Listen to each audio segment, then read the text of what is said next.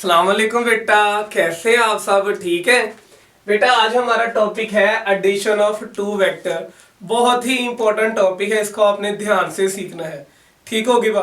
तो जो हम एडिशन करने लगे हैं वो ग्राफ बनाकर करेंगे, मतलब ग्राफिकल मेथड से करेंगे। ठीक होगी बा।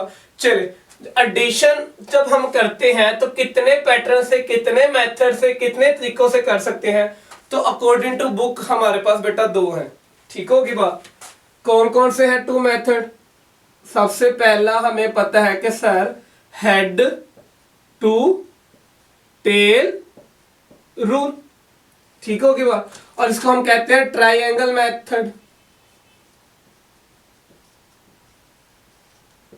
और दूसरा कौन सा है सर? दूसरा पैरालिलोग्राम होता है। पैरालिलोग्राम होता है। अब हम सबसे पहले दो वेक्टर की एडिशन करेंगे by head to tail rule. तो लेट कर लेते हैं सर, मेरे पास एक वेक्टर ए है, उसकी डायरेक्शन ये है, और एक वेक्टर बी है, उसकी डायरेक्शन ये है। अब मैंने इन दोनों को ऐड करना है by head to tail rule. तो मैं ऐड करने के लिए क्या करूंगा? a प्लस बी कर दूंगा। ठीक, ये तो उसकी फॉर्म होगी। अब उसको हमने ग्राफिकल करना है, तो सबसे पहले आपका वेक्टर क्या आएगा? a। ये आपका a वेक्टर आ गया। मैंने a को यहां पर बना दिया। अब b को यहां पर पकड़कर बेटा मैंने यहां पे लगाना है। तो b की टेल a के हेड के साथ बेटा क्या होगी? अटैच होगी। ये मैंने b को लगा दिया।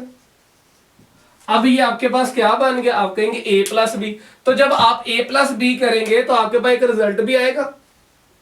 तो इसको हम कह देते हैं r, which is known as resultant vector.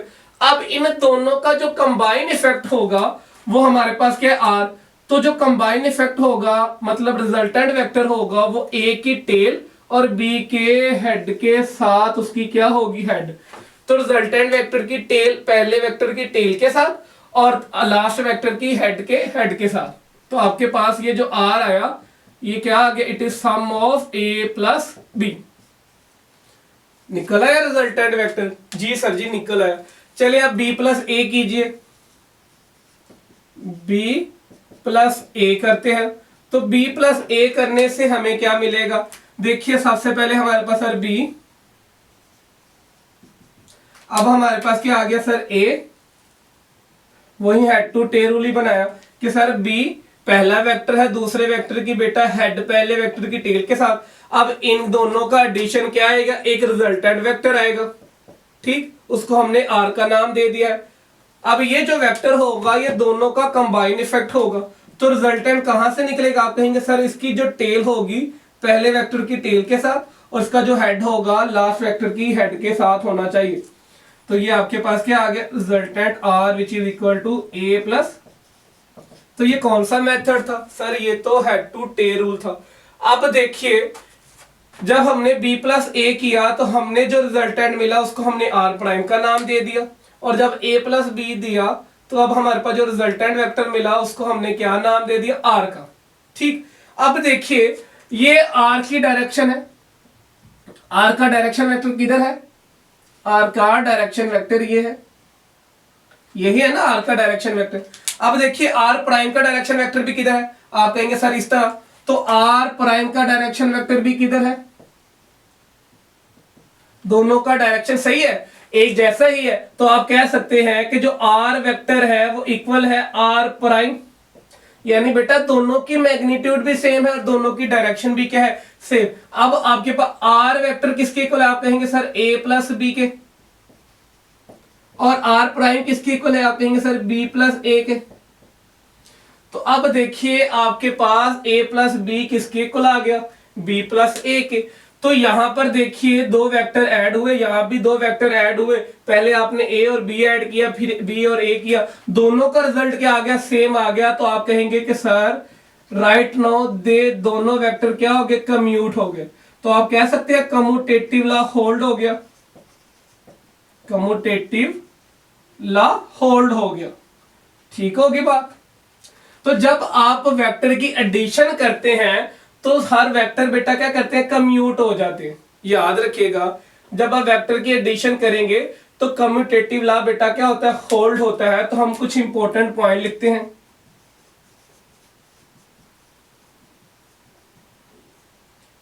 सबसे पहला पॉइंट क्या है, तो सबसे पहला पॉइंट ये हुआ कि सर जी ये जो आपने ए और बी लिए ये दोनों वेक्टर है, बट इन दोनों का नेचर क्या होना चाहिए, सेम होना चाहिए। The vector should have same nature.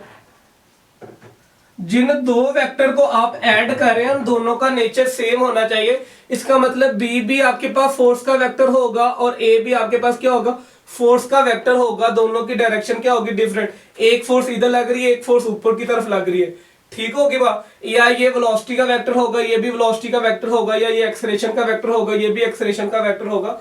तो दो डिफरेंट वेक्टर कभी भी ऐड नहीं होंगे। तो ऐड करने के लिए क्या चाहिए, दोनों वेक्टर का नेचर क्या होना चाहिए, सेम होना चाहिए। दूसरी बात, अगर ये कम्यूट करती हैं तो किस एंगल पर कम्यूट करेंगे, तो याद रखिए at any angle they will commute, they will commute. Her angle पर बेटा ये क्या करेंगे, कम्यूट करेंगे, ठीक होगी बात। अब हमारे पास ये आ गया। अब एक इंपॉर्टेंट पॉइंट और है, बहुत इंपॉर्टेंट पॉइंट, कि जो एंगल बनता है, जो दो वेक्टर के दरमियान एंगल बनता है, या तो दोनों की टेल के दरमियान बनेगा या दोनों की हेड के दरमियान बनेगा। तो इट इज वेरी इंपॉर्टेंट कि सर जो आपका थीटा बनता है या दोनों की टेल के दरमियान बनेगा या दोनों की हेड के दरमियान बनेगा। कभी भी हेड और टेल के दरमियान थीटा नहीं बनता, ठीक है। The angle made always made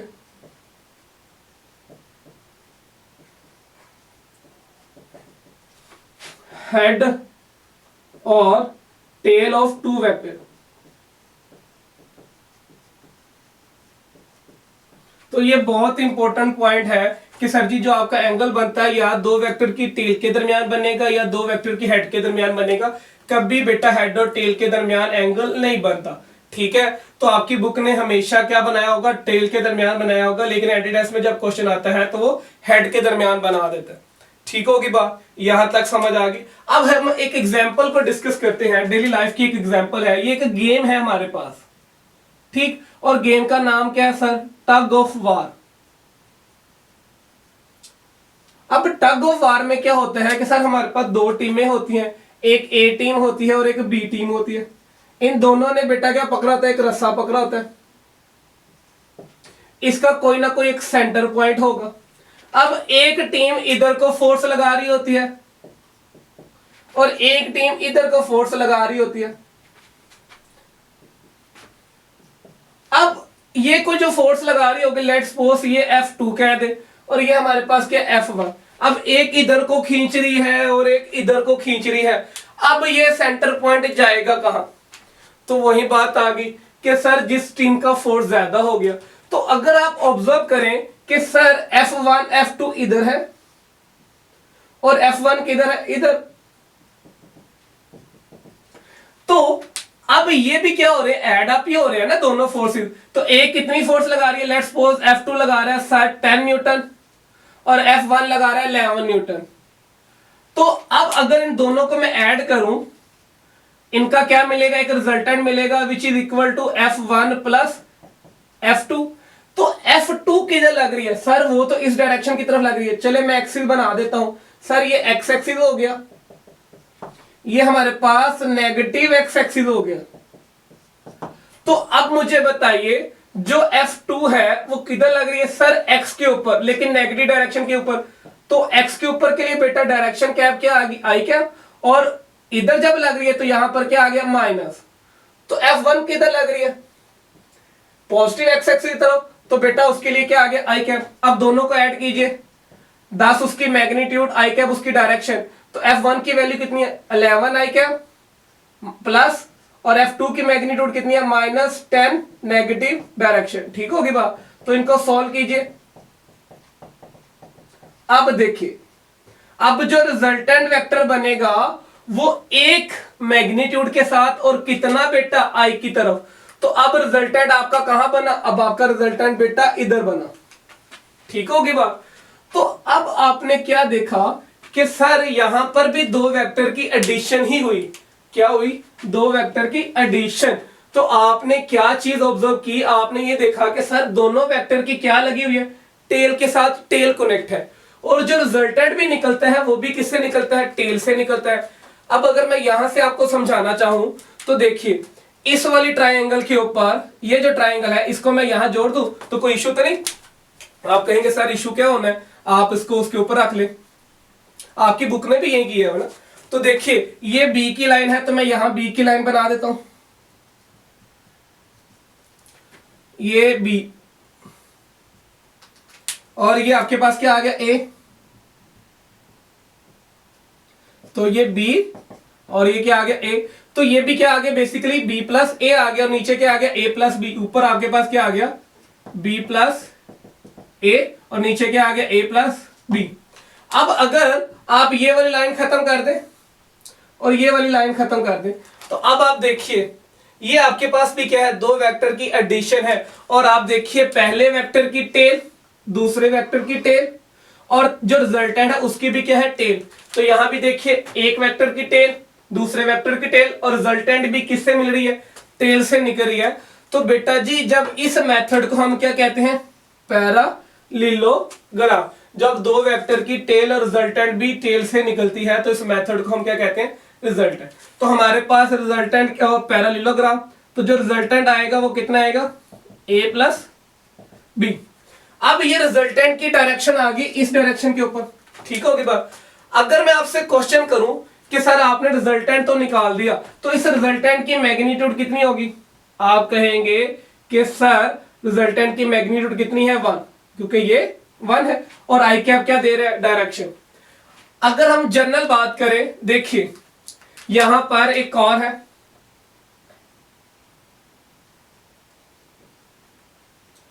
अब आपने इसको एक पुश किया, ठीक, एक F1 फोर्स अप्लाई की, इसने थोड़ा सा क्या किया, मूव किया। इसी तरह एक और बंदा आता है, वो भी यहां पर क्या लगाता है, फोर्स लगाता है इधर। तो अब ये कार क्या करेगी, डबल मूव करेगी। यानी पहले आपने सिंगल फोर्स से उसको दिया, धक्का लगाया, उसने स्लो मूव करना शुरू कर दिया, जैसे दूसरे बंदे ने आया तो उसकी स्पीड क्या होगी, ज्यादा। तो अब दोनों वेक्टर क्या कर रहे हैं, एट अ सेम टाइम बेटा क्या हो रहे हैं, एक ही डायरेक्शन पर लग रहे हैं ना। ठीक है, तो हम देख रहे हैं कि दोनों का रिजल्टेंट भी किधर आएगा, इस डायरेक्शन की तरफ। अब कश्ती वाली एग्जांपल पर आ जाओ। कश्ती वाली एग्जांपल में क्या था, हमने अभी स्टडी की थी कि सर पानी का फ्लो किधर था, ये हमारी कश्ती थी, पानी का फोर्स उसको इधर लग रहा था, और जो बंदा था वो फोर्स उसको किधर लगा रहा था, इधर। तो अब देखिए यहां पे आप देखिए कि सर दोनों की क्या मिल रही है, टेल मिल रही है। तो रिजल्टेंट कैसा बनेगा, कुछ इस टाइप का रिजल्टेंट बनेगा। ठीक होगी बात। तो ये सारे की सारी एग्जांपलें कहां से आती हैं, वेक्टर से आती हैं। और हम उसको कैसे सोल्व करते हैं, जब दो फोर्सेस लग रही हो, जब दो vector at a same time लग रहे हो, तो हम क्या करते हैं, एडिशन। ठीक होगी बात। अब अगर मैं इसकी मैग्नीट्यूड निकालना चाहूं कि सर एक फोर्स इधर लग रही है, एक फोर्स इधर, तो वो जाएगा किधर, तो आप कहेंगे सर इनके रिजल्टेंट की डायरेक्शन। जैसे ये कि एक फोर्स इधर है, एक फोर्स इधर है, तो जाएगा किधर, इनके रिजल्टेंट की डायरेक्शन में। अब वो कितना जाएगा, तो उसको निकालने के लिए, यानी ये जो लेंथ है, ये जो आपके पास ओवरऑल लेंथ होगी, ये कितनी होगी, तो इसको हम कहते हैं ये आर की क्या है, मैग्नीट्यूड कितनी होगी।